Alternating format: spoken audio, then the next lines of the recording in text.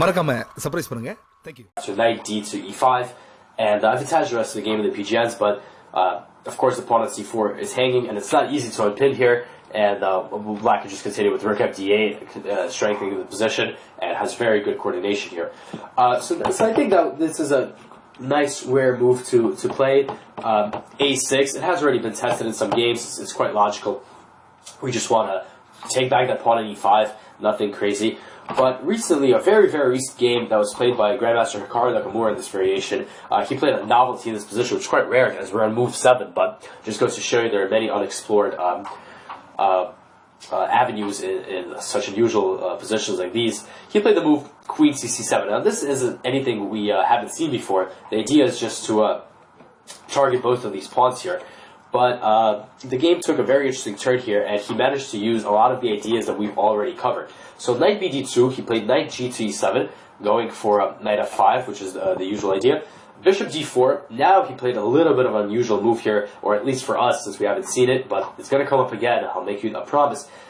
g6. And the idea here is that the bishop is just going to shift to g7, and black is putting all his efforts onto attacking this pawn on e5. So it's sort of a new idea for us, but pretty cool. h3, bishop takes, knight takes. Again, all of our pawns, or Nakamura's pawns, are on the light squares here. He's not very worried about giving up this bishop since the pawns are doing that job. Bishop g7, bishop b5, indirectly protecting e5. Castles, bishop takes c6, knight c6, and now queen e2. So, again, white is desperately trying to hold on to this extra pawn, but we've already talked about this inflexible structure with the bishop on d4, and of course we can always take it. So, hopefully you already know what's coming in a bit. Nakamura plays a5, which is, again, an idea we've seen before, and make sure there's no b4 nonsense going on here.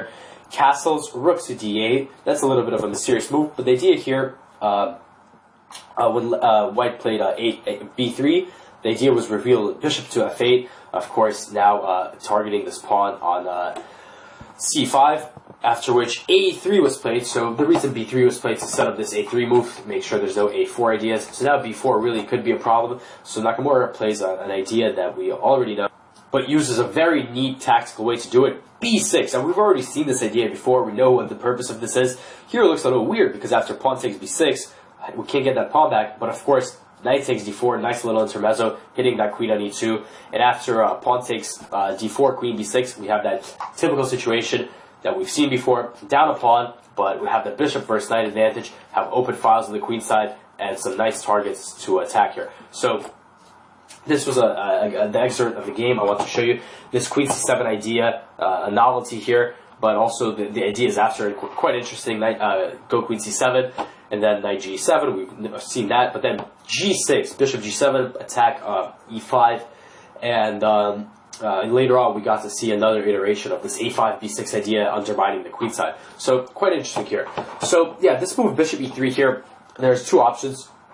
a6 was my main recommendation, of course, and we saw that work out quite well. We're just going to regain e5, and of course another key idea I should mention here is to stress this idea to retreat that knight back to c6. I think that idea is quite good, but right here I also realized that there's this queen c7 move, not realized, but saw Grandmaster Caro Kann play this way, and just want to show you how his game went. It looked like a very clean novelty, meaning that he didn't really have many problems here and was able to get a good game. So now, with that bishop e3 being covered, we're going to move on what I believe is the critical variation here, this move b4, where white gets underway with his queenside pawn pushes, and also just played c3, so it's just a very consistent option. And for this variation, I have two interesting and rare ideas to offer.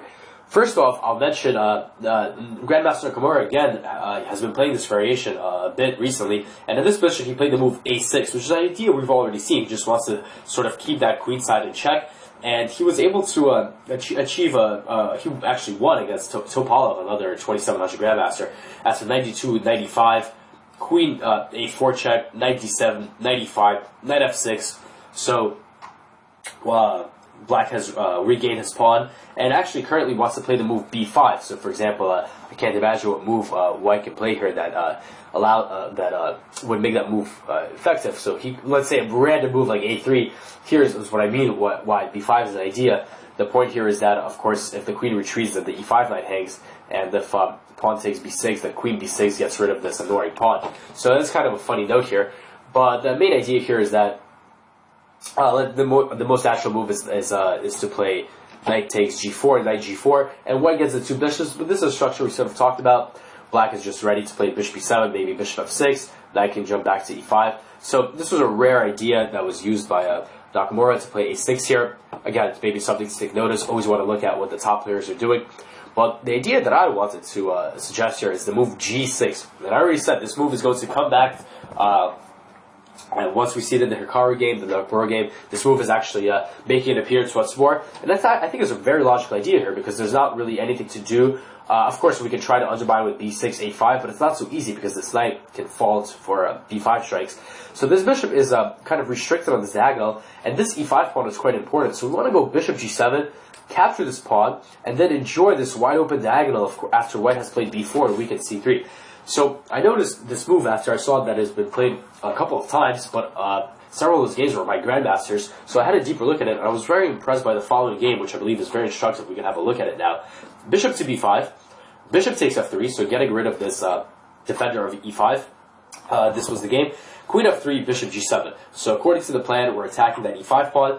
White played bishop c6, pawn takes c6. So White has to give up the bishop back, but at least he gets to defend the e5 pawn.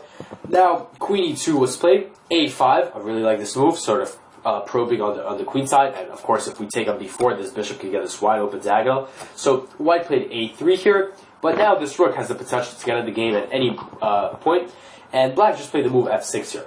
So quite a nice idea here. Black says, forget about trying to win that pawn. I'm happy enough just trading it off, because after pawn takes, queen takes, suddenly we have a huge center, like 97, e5 ideas are on the cards. And of course this diagonal here is quite powerful already. This pawn is hanging on b4 due to the cross pin on the a file, the long diagonal. So White played bishop f4 here, trying to prevent that from happening, and now knight h6 happens. So knight h6, preparing to go knight to f7, and just make sure that White does not have control over e5. So in the game, it was castles, knight f7.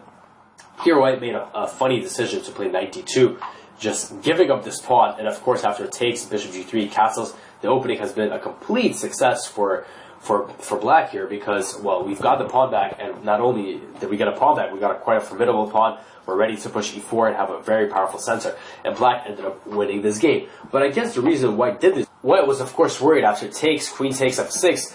Now the bishop is hanging, and after bishop g3, of course Black has a ton of compensation here. You know, the center's coming forward, the king can just castle, but also there's a takes b4, which is cross-pinning this rook here. Now, actually, White can go for some complications here involving a rook tag because he picks up e6. But as I mentioned, even a simple move like castling short here can be quite effective, because how is White really going to develop his pieces? And now e5, e4 is coming, and lots of activity here for Black. But of course, a takes b4 is also fully possible. So this g6 move, yeah, it's very rare. It's been played, I believe, 6-7 times. But had a very good outing in this Grandmaster battle, but it's also very easy to understand. You play g7, bishop g7, you attack e5, you strike on the queen side with a5, and you just put a lot of pressure on White here. So that about deals with this knight c6 move. Again, to recap, White has the modern option here is knight f3, but there's also bishop b5 here, which leads to interesting positions after e6, bishop e3, knight e7, c3, and now bishop d7, where we examined two ideas. After bishop c6, there's knight c6, but there might be, which of course f4 g5 was the key point, and knight f3, queen c7, and then going for this very commonplace sacrifice. But also we looked at bishop c6 quite a lot, and had this idea of knight f3, knight f5, bishop d4. a5 is the main move, but we also spent time on queen c7, trying to provoke try to win back the c5 pawn and provoke White into advancing some of those queenside pawns, which can become targets. And then we also talked about this move a3 here, which is quite interesting. My main recommendation is to play e6 and to look back at the other chapter where we examined this move in detail based on this early f6 strike. But we also looked at some consequences of 95, sort of like a mini roadmap for the future. And the main option, of course, as I mentioned, is knight f3, bishop g4.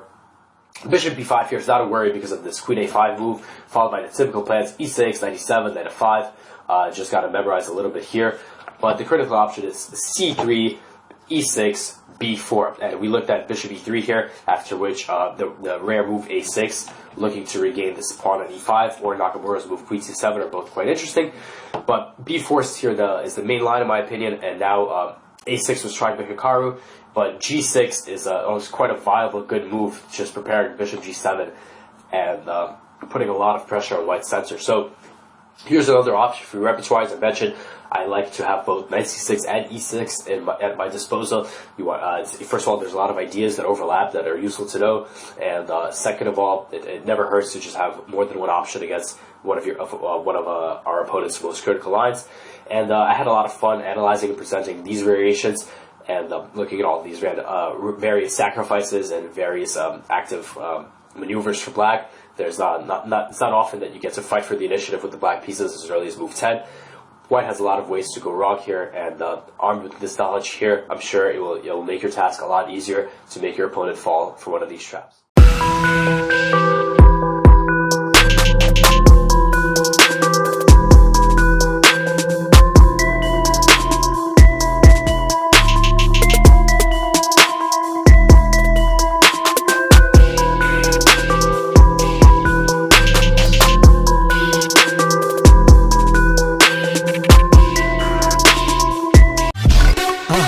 மறக்காம surprise பண்ணுங்க.